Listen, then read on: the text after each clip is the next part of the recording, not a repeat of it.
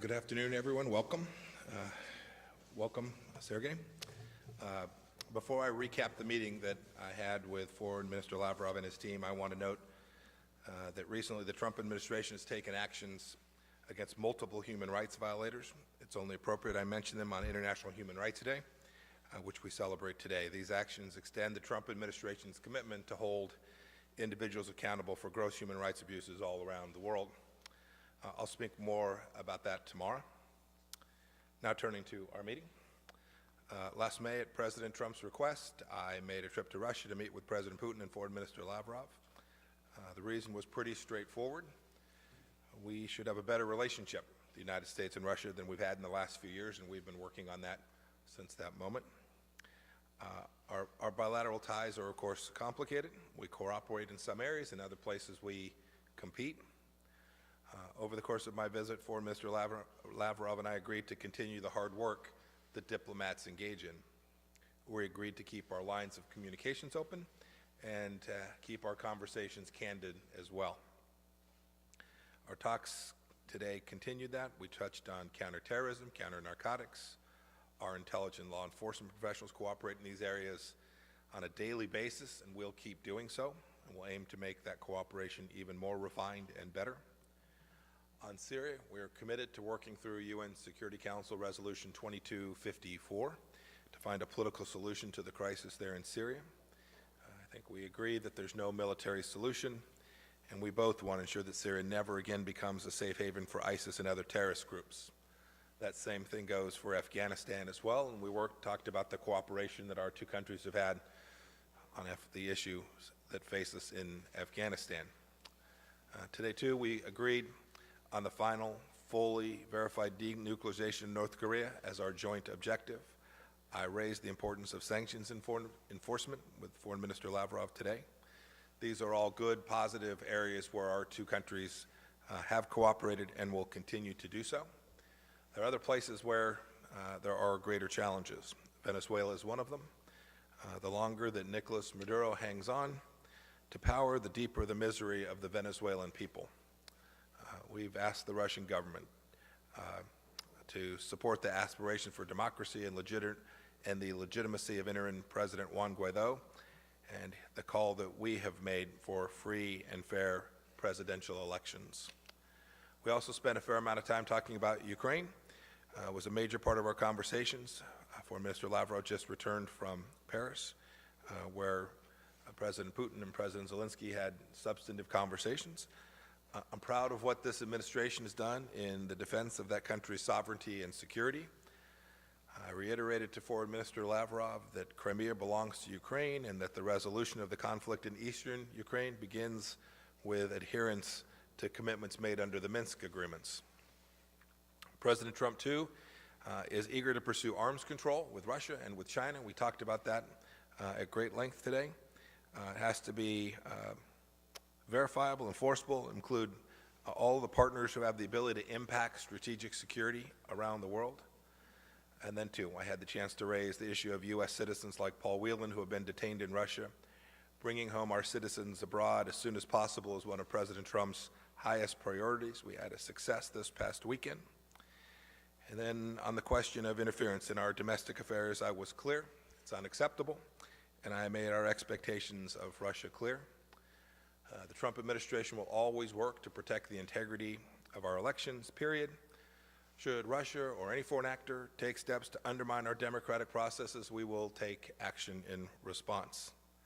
And finally, I want the Russian people to know that the sanctions the United States has levied on Russian individuals and entities are no way targeted at the Russian people. We have no quarrel with law-abiding citizens, and we'll keep working on the diplomatic level to get this relationship right. I want to thank you, Sergey, Foreign Minister Lavrov, for coming to Washington. I look forward to our continuing conversations in the future. Thank you, sir. Ladies and gentlemen, first and foremost, I would like to express my gratitude to Secretary Pompeo for the opportunity to meet here in Washington. We have accepted the invitation to visit the United States as a response visit. After Secretary Pompeo traveled to the Russian Federation to Sochi in May this year, there was a meeting with the President of the Russian Federation, as well as our meaningful, rather lengthy negotiations. We meet each other regularly, and we regularly talk on the phone when necessary. Today's meeting has confirmed that it is useful to talk to each other. However difficult this period in our relation is, and including the global affairs, talking to each other is always better than not talking to each other. We have thoroughly discussed bilateral situation in our affairs. We spoke about strategic stability, arms control, and we spoke frankly and businesslike. We were trying not only to listen to each other, but to hear each other. It's an open secret that we have different views on different things, and it would be naive to think that overnight we could achieve mutual understanding on key issues. But I believe that was always so. More or less, there is no 100% coincidence in positions, and the diplomacy is basically trying to find solutions that would not infringe on vested interests of each other, of each other's side, but that would allow to avoid conflicts and rather promote constructive cooperation. Indeed, we agree with our American partners, just like Mike just said. The situation when two leading major nuclear powers have accumulated differences, that is not acceptable. It does not benefit our countries or the international community. That creates additional tension in global arena and in the world on the whole. So we will continue our dialogue. We have reciprocal intent to do that, and we have opportunities how to normalize our bilateral relations. We understand that our joint work was hindered and it continues to be hindered by the wave of suspicions that has overcome Washington. We have highlighted once again that all speculations about our alleged interference in domestic processes in the United States are baseless. There are no facts that would support that. We did not see these facts. No one has given us this proof because simply it does not exist. I'd like to remind you that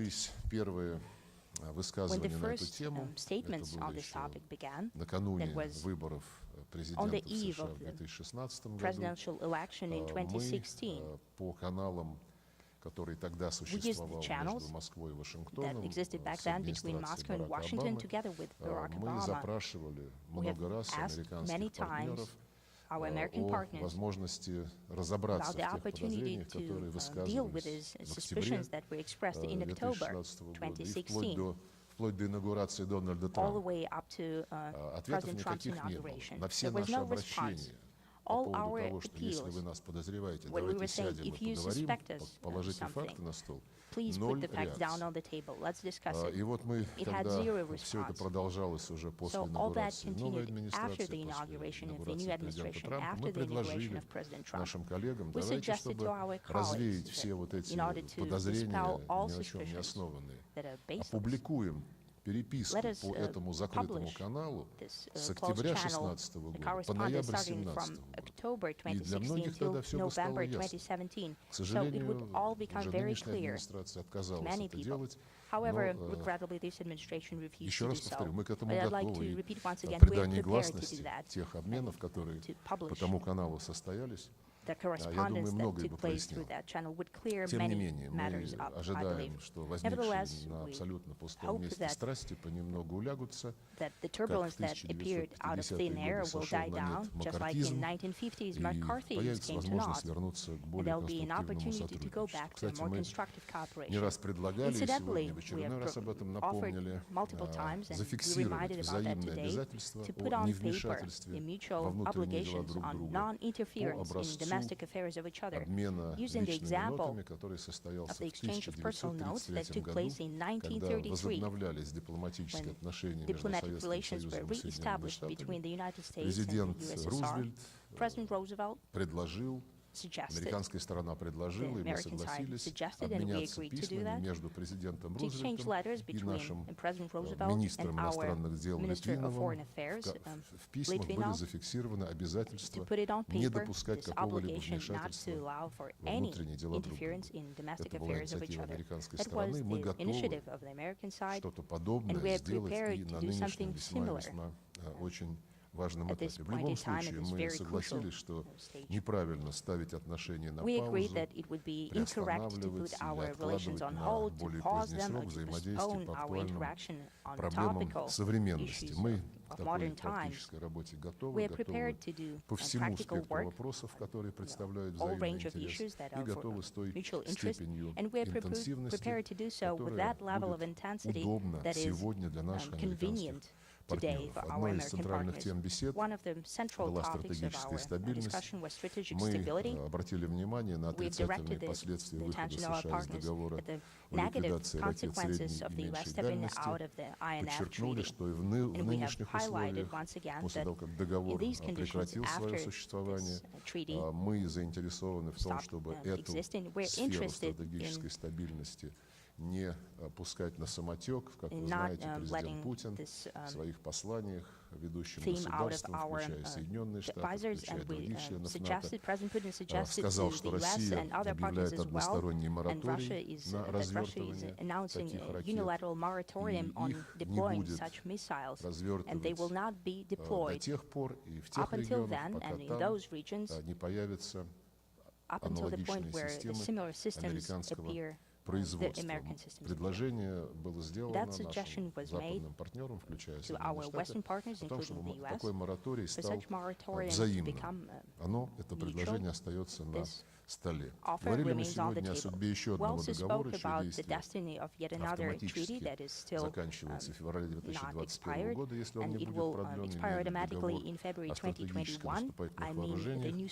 Россия подтвердила свое предложение уже сейчас при принятии решения о том, что этот договор будет продлен. Президент Путин такую позицию на днях буквально подтвердил в своем публичном выступлении. Мы также подтверждаем предложение о том, чтобы, опять же, по примеру Советского Союза и Соединенных Штатов, принять на уровне президентов заявление о недопустимости развязывания ядерной войны. Тоже это предложение остается на столе. Из региональных дел говорили мы сегодня о Украине.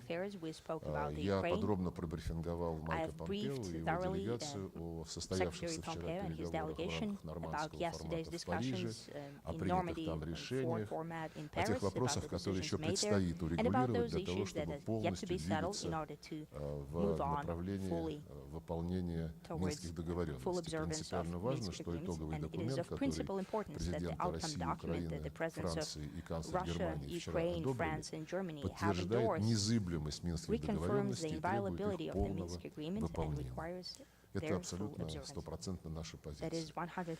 Говорили мы и о необходимости продолжать дискуссии о путях преодоления кризиса вокруг иранской ядерной программы. Вы знаете нашу позицию. Мы считаем, что необходимо сделать все, чтобы спасти совместный всеобъемлющий план действий по обеспечению мирного характера иранских ядерных исследований.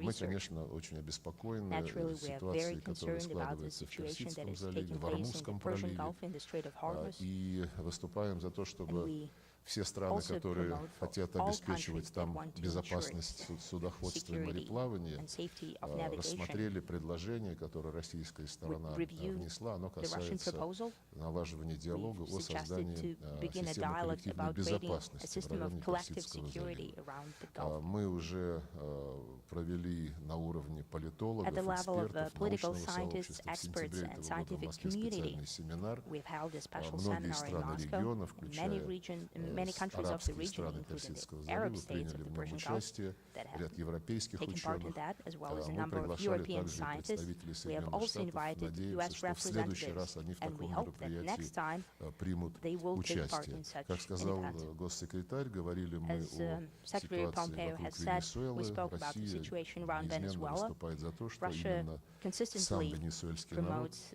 the idea that должен it should определять be свое будущее, и Venezuelan-led, те and the ростки people should define their диалога, future. которые And those сначала sprouts of dialogue наблюдались в так that называемом were формате first seen Осло, in the Oslo format, был, к сожалению, подвешен, that а сейчас unfortunately is in наблюдается limbo в right рамках now. круглого стола между That правительством dialogue that we are seeing in the и round умеренной table оппозицией between the moderate дадут opposition and the government нужные результаты, и кризис would будет yield the урегулирован necessary result, and исключительно the мирным crisis will be settled способом. through Говорили peaceful о means ситуации на only. Корейском We spoke полуострове. about the situation in the Мы Korean Peninsula. выступаем за денуклеаризацию We're Корейского promoting полуострова. И в denuclearization of этом the Korean контексте рассматриваем Peninsula. весьма и And весьма against that важными backdrop, контакты we между see that Соединенными Штатами we и believe Корейской contacts between Народно-Демократической the US Республикой. and the PRK are Надеемся, very что important. наша позиция, которую hope мы that сейчас the position тоже обсудили с that we have also discussed госсекретарем, with Secretary позиция России Pompeo, и Китая, мы the position с of китайцами Russia and координируем China, наши we're подходы coordinating к этим our вопросам. approaches with China Будет on these полезно matters. That для will be useful определения Вашингтоном своей in order дальнейшей for линии в Washington условиях to нынешнего define their пока future тупика path, considering the в current переговорном процессе. Мы убеждены, что stalemate для in the negotiation преодоления этого process. тупика We believe необходимо that in order to двигаться get out of this на impasse, основе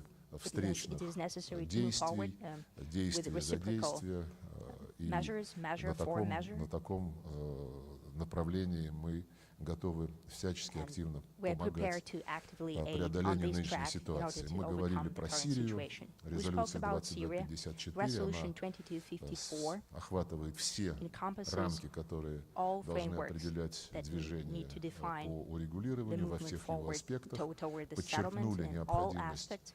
We have дальнейшего highlighted the need for сотрудничества further России и Соединенных cooperation Штатов, between других Russia and the игроков по US, as окончательному well as искоренению other терроризма на сирийской stakeholders in order территории, to finally eliminate необходимость terrorism on решения Syrian гуманитарных territory, проблем и, in order конечно to же, solve необходимость humanitarian issues, as well as the устойчивого, need for конструктивного a политического sustainable, процесса, constructive который political был начат process в that Женеве was в рамках that has begun in Конституционного Geneva, комитета, в рамках within the которого Constitutional Committee, сирийские стороны where the Syrian должны sides договориться о have to будущем agree about the своей future страны. of their country.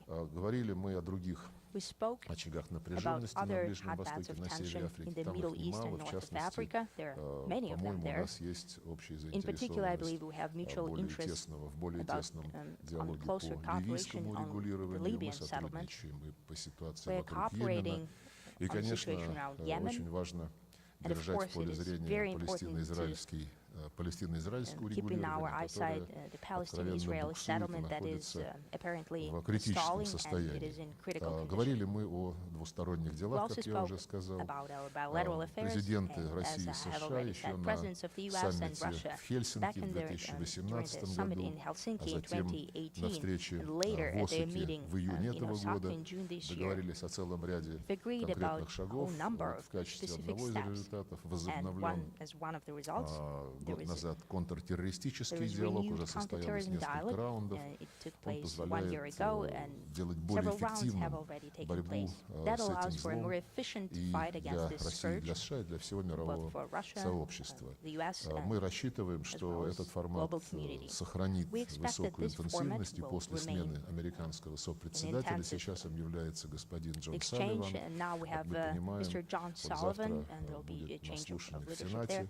по He'll вопросу о be назначении taking послом place в Российскую taking Федерацию. part in hearings in Мы Senate about знаем его как his appointment to the Russian высокопрофессионального, Federation. опытного We know him as a very дипломата. highly Будем рады professional с ним сотрудничать. diplomat. Will be Разумеется, happy to исходим из того, cooperate with что и him. наш посол в Naturally, we Вашингтоне believe that будет our ambassador to получать Washington тоже would also receive такую the же same поддержку. level of support. Ну и по экономике, As for несмотря на санкции, economy, которые, как despite the известно, sanctions вредят that, всем, as it is well торговля known, двусторонняя при президентстве do not Дональда benefit Трампа anyone. уверенно The росла trade с during уровня President Trump's 20 миллиардов долларов, на residing, который we had эту торговлю, этот объем торговли continued низвел growth президент from Обама. $20 Президент billion США that was по итогам President этого Obama's года level. помог Now достичь President Trump, уровня as of this year, 27 миллиардов, это have почти helped на одну reach the треть level of увеличения, 27 billion. и это That's означает и more новые than рабочие around места one-third of growth. в обеих That means странах, и more рост jobs прибыли in both countries. производителей.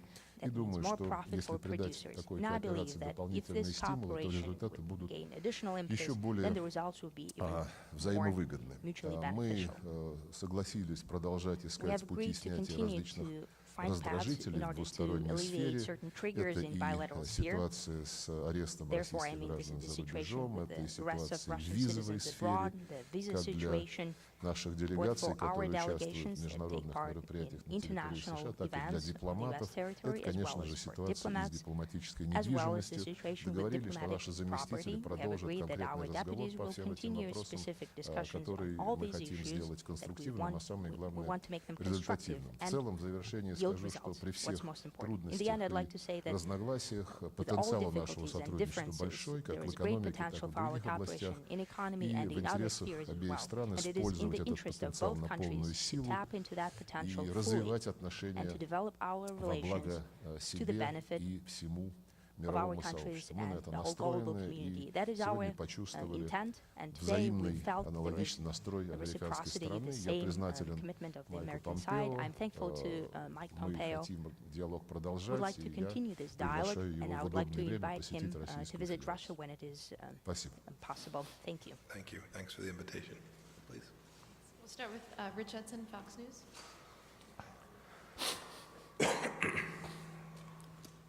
Good afternoon, Mr. Secretary. On North Korea and your discussions with North Korea, are you satisfied with Russian and other countries' sanctions enforcement? And then also within the past week, North Korea has warned of a Christmas gift for the United States. Is the administration prepared or expect North Korea to return to a more aggressive posture, perhaps want to terminate negotiations? Foreign Minister Lavrov, in your discussions over Paul Whelan, are the U.S. and Russia any closer to resolving that case? Is Paul Whelan any closer today to freedom? And also, Mr. Foreign Minister, do you believe that Ukraine meddled in the U.S. election in 2016, and is that specifically something that you discussed with the Secretary today? Thank you. Thank you. With respect to North Korea, we've worked with the Russians on enforcement. I've told Foreign Minister Lavrov repeatedly we appreciate the enforcement level that they have. They've done good work. These are UN Security Council resolutions. These aren't American sanctions per se. These are all driven by the UN Security Council, resolutions that the Russians voted for themselves.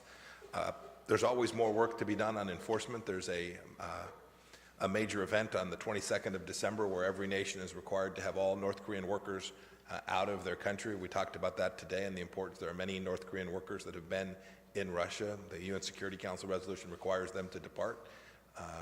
We're hopeful that they will be able to complete that and come into full compliance with that.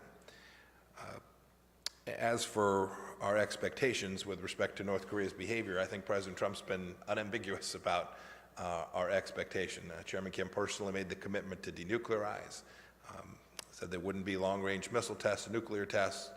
All of those are commitments that we are very hopeful that the North Koreans will continue to abide by. We continue to work to try and develop places where we can communicate, negotiation mechanisms where we can talk to them about paths forward to achieve the denuclearization that both Foreign Minister Lavrov and I are determined to help the North Koreans achieve. It's a place where we have overlap on our objective. We need to jointly figure out a way together to assist the North Koreans to get there so that North Korea can, and the North Korean people can have the brighter future that President Trump has spoken so often about. As for North Korea, I would like to add a few words on that. You asked whether the U.S. is satisfied with the enforcement of sanctions against North Korea. Sanctions by the UN Security Council. Sanctions are an instrument that is being used by the UN Security Council. However, that resolution does not deal only with sanctions. They also include the need to engage more actively in the political process, and that is often being lost. усилиях по освещению нынешней ситуации. Мы убеждены, что этот политический процесс необходимо активно поддерживать. Ключевую роль играет прямой диалог между Соединенными Штатами и Пхеньяном. Мы выступаем за его возобновление и уверены, что диалог может принести результат исключительно, если он будет развиваться, как я уже сказал, на основе встречных шагов. Нельзя требовать от Северной Кореи сделать все и сразу, и лишь потом вернуться к решению вопросов обеспечения безопасности, снятия санкций и прочего.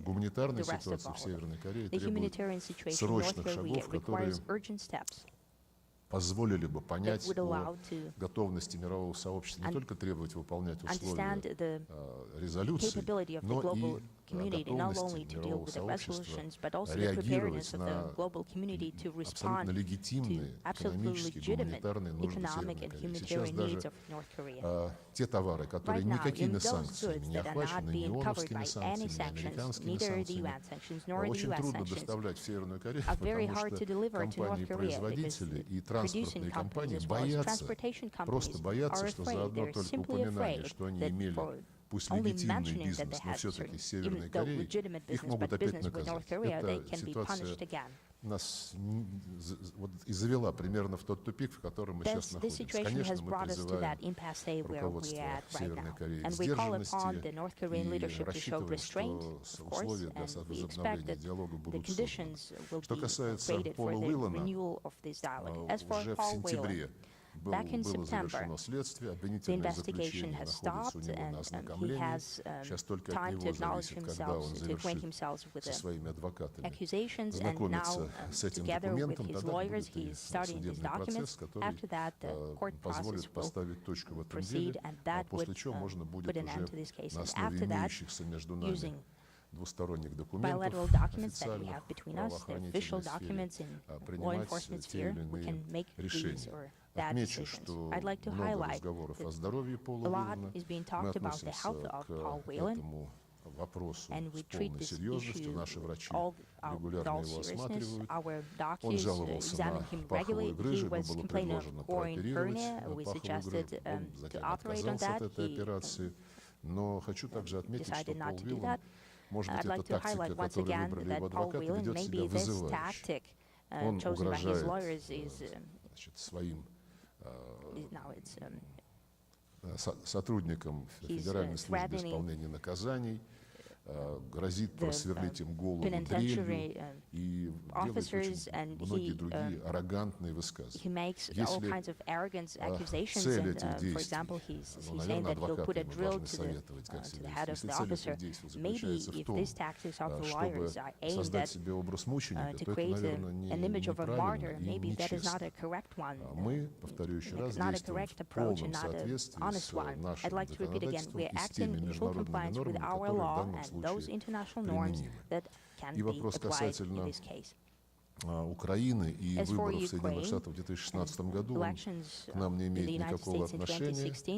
Это вопрос между двумя суверенными государствами, но косвенно, наверное, он позволяет лучше понять абсурдность тех обвинений, которые в наш адрес выдвигались, будто бы мы вмешивались в выборы 2016 года. О том, что мы готовы придать гласности переписку между нами и американской администрацией по поводу обвинений в вмешательстве, я уже говорил. Будем готовы, как только Вашингтон даст подтверждение своего согласия, придать гласность эти важные для общественности документы.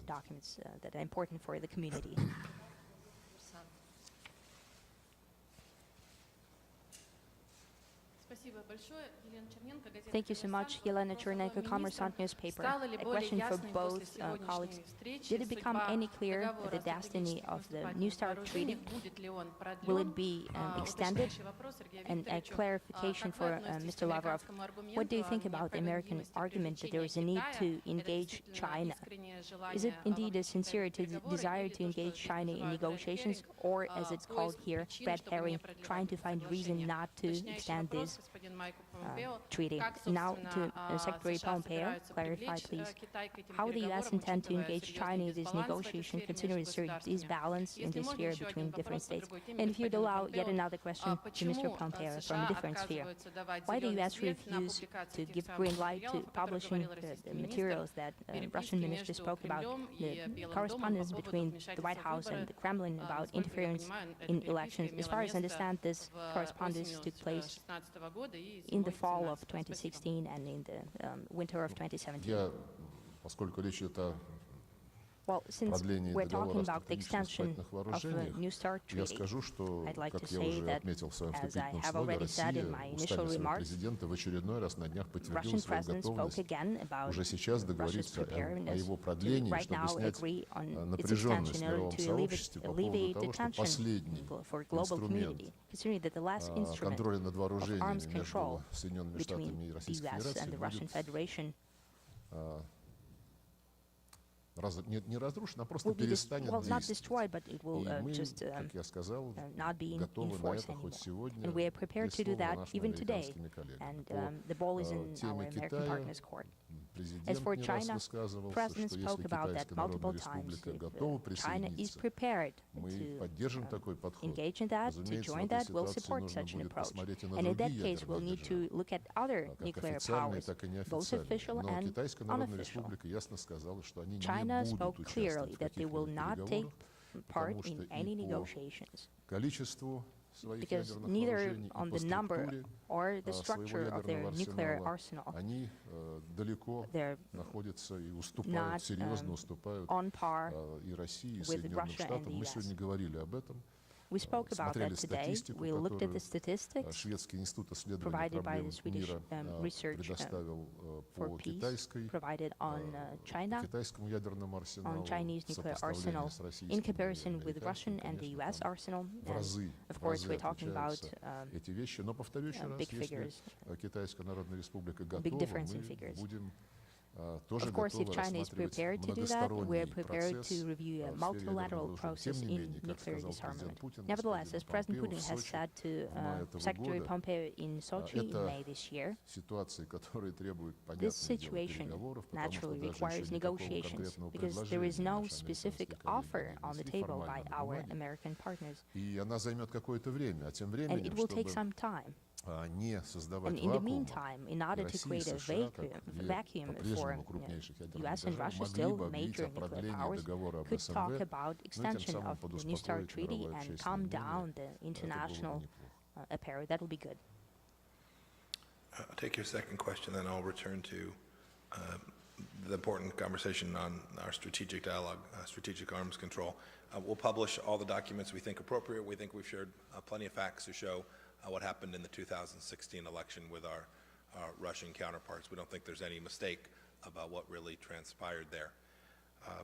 As for strategic arms control, your question was about New START in particular, but of course, it can't be the case that that can be the sole focus. That's an agreement that was entered into many years ago when powers were very different on a relative basis around the globe.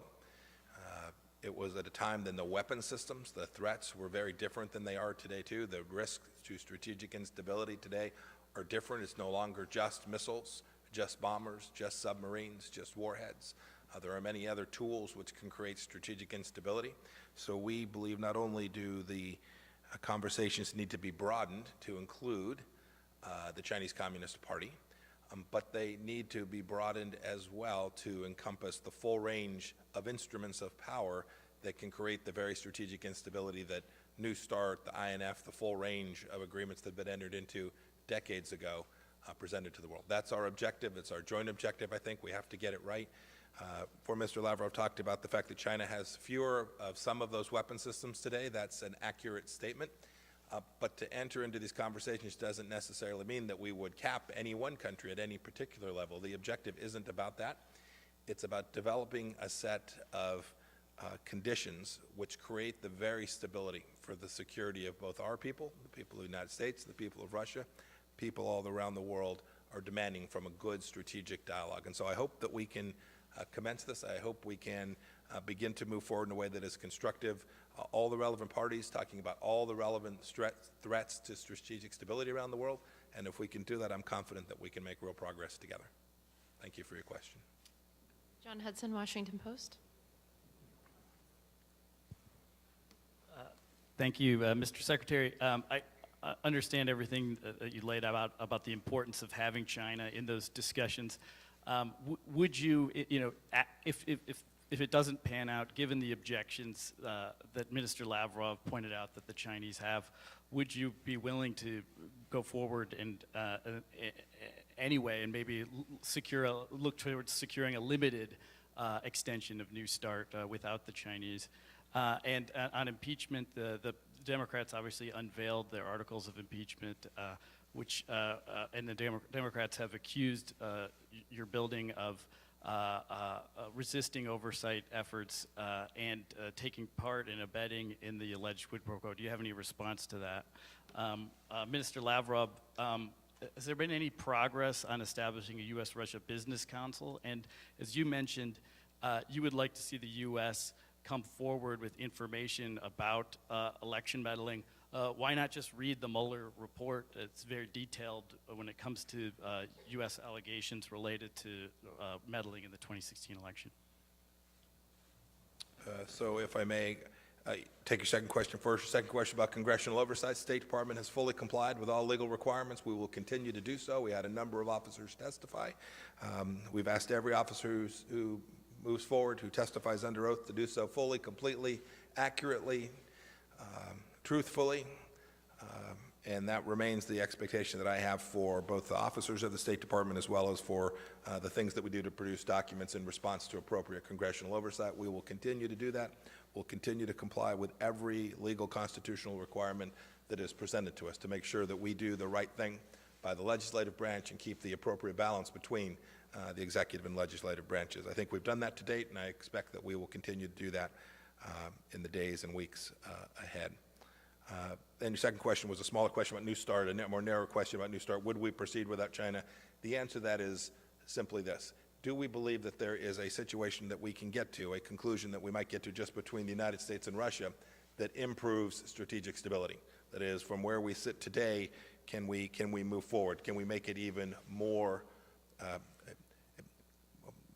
guess with the expiration of New START, even keeping it at the level that we have today?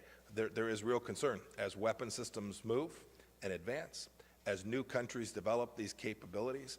There is real risk that there is a reduction in strategic stability just staying right where we are today. So that the reason that we're asking for other countries to participate, and Foreign Minister Lavrov suggested France and the United Kingdom join as well, happy to consider that too. The cumulative mission set has to be global strategic stability, and we will continue to engage in conversations with the Russians and others with the aim of achieving that. Ну, насчет вмешательства, Now, не as for вмешательства, meddling or вы предложили non-meddling, просто you познакомиться suggested с докладом Мюллера. simply Мы read the ознакомились с Mueller докладом report. Мюллера. We read it. Там отсутствует подтверждение There is no какого-либо proof сговора. of any collusion. И наше предложение о том, чтобы And our опубликовать, suggestion я в четвертый to раз publish, повторяю, I'd like to repeat те it for the данные, fourth time now, которые to publish показали бы, that data that would как show Россия how реагировала по Russia специальному responded каналу. Канал был through a специально special channel. создан для This того, is a чтобы specially рассматривать designated угрозы channel в to сфере review threats киберсетей. in cyber И networks. показать, как Россия реагировала, To как show Россия how Russia предлагала responded, how Russia обсудить это suggested to конфиденциально discuss по this этому каналу. И как все confidentially эти through this предложения channel, администрация how Обамы all these отвергла, proposals мне were кажется, rejected by Obama's публикация этих administration. данных не I think повредила бы publishing this транспарентности data will всего not процесса, не повредила бы и самому hinder the прокурору Мюллеру transparency, and that в would том, not be чтобы bad for его доклад отражал всю special полноту counsel Mueller, картины. И for уж, his наверное, report это to было бы интересно reflect the full журналистам picture. And of почитать. course, that would be interesting Поэтому for я подтверждаю journalists to свое read. So предложение.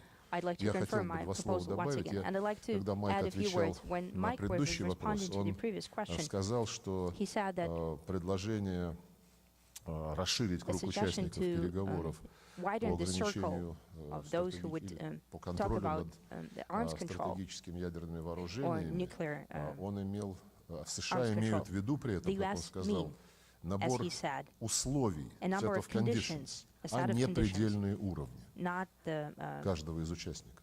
final limits of Это any. впервые, когда такое пояснение было сделано Now it's the first time that we have clarification by an official representative of the Именно US. поэтому я и упомянул, That is что why было бы I've легче, mentioned that it will be easier, наверное, и нам, и possibly другим for us and for адресатам американской идеи рассматривать эту идею, если бы people она who была the US have in mind to put this on paper for it to be formulated, worded in some way. Мы обсуждали сегодня Yes, наше we экономическое discussed our сотрудничество, в том economic числе cooperation, и возможность including the его possibilities усовершенствования в организационном плане, improve в it развитии and тех in дискуссий, organizational которые parts, президенты following up the имели и в discussion that Хельсинки, и our в presidents had in Гамбурге, и Helsinki, вот in недавно Hamburg, and в Осло. recently in Osaka. Just add there, I think there'll be, I think there'll be in the not too distant future some significant announcements about economic efforts between our two countries, and we hope to be able to do that before too terribly long. Здравствуйте, Sergey Viktorovich. Good afternoon, Mr. Mr. Lavrov. Pompeo. My name is Denis Davydov, Russian Television and Radio Broadcasting Company. During your recent interview, you said that President Trump asked you to work on improving business relations between the two countries. At the same time, as we know, the US has imposed sanctions on the number of sectors of the economy.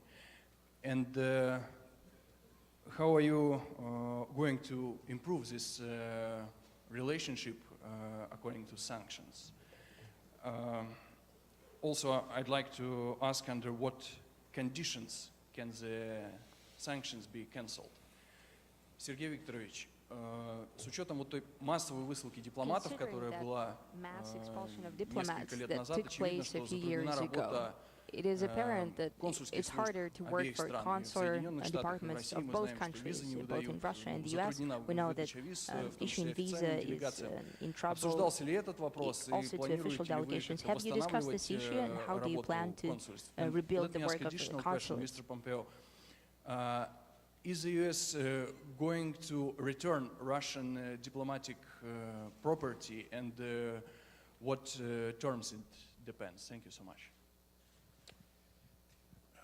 I suppose, would you like to go first? Sergey, go ahead. Ну, насчет целесообразности эффективной работы консульских служб, мы полностью с этим согласны, мы говорили сегодня про визы. Хочу только вот такую статистику привести. В дипломатических учреждениях Соединенных Штатов Российской Федерации дипломатов на 155 человек больше, чем в наших дипломатических учреждениях, которые работают на двустороннем треке. Потому что 155 — это количество наших представителей при ООН, и когда мы уравнивали, так сказать, дипломатические уровни, мы не стали вычитать из общей квоты тех дипломатов, которые не занимаются двусторонними отношениями, более того, не имеют права ими заниматься.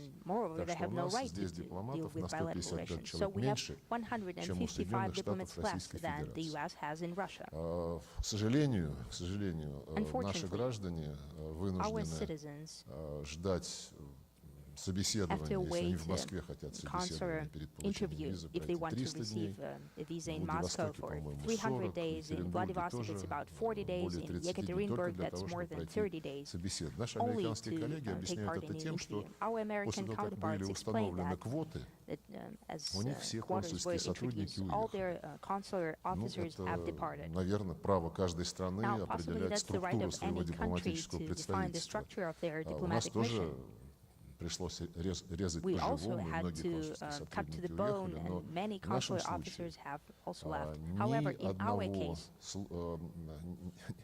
в нашей ситуации ни одного случая удлинения сроков выдачи виз не произошло. Все визы выдаются точно так же, в те же сроки, что и до вот этого неприятного развития ситуации в наших двусторонних отношениях. Считаем принципиально важным поддерживать именно такой подход, учитывая значение контактов между людьми, спортивных, культурных, межпарламентских, любых других. Чем больше американцы и россияне будут друг к другу ездить, чем легче будут такие поездки, тем лучше для упрочения наших отношений, нашего партнерства, у которых, я уже сказал, колоссальные перспективы. going to respond to that just for a moment, and then I'll answer the questions you presented to me. Look, we count a little bit differently. Before Mr. Lavrov gave you some numbers. I don't want to get into the weeds on the numbers, but we measure those numbers of who's got how many diplomats and visas in a very different way. But what's important is that we make sure we're delivering on behalf of each of our two countries in a way that keeps each of our two countries consistent with the Vienna Conventions and consistent with the important relationship between the United States and Russia. And we're determined to do that. We talked about that today. There have been conversations among my team and for Mr. Lavrov's team in the last handful of weeks on this very set of issues, and we're working to make sure that any of the problems we work through we can resolve. I'm very confident the United States Consular Service is every bit as efficient as the Russian Consular Service, and that we can deliver on behalf of the visa program in a way that's consistent with the important relationship between our two countries. You asked me first about the commercial relationship between our two nations. I mentioned a moment ago in response to a previous question, we hope there's some significant progress that we can announce here in just the next short period of time about how we would move our economic relationship forward further. Foreign Minister Lavrov spoke about the increase in trade, over 25% increase in trade between the United States and Russia over the course of the Trump administration. We hope we can continue to do that. That's been done in the face of what are significant sanctions that we believe are appropriate given U.S. policy, U.S. law, and the risks that are presented. And so we think we can deliver against each of the twin objectives, and we will continue to do so in a way that's consistent with our relationship. Thank you very much for your questions. Thank you.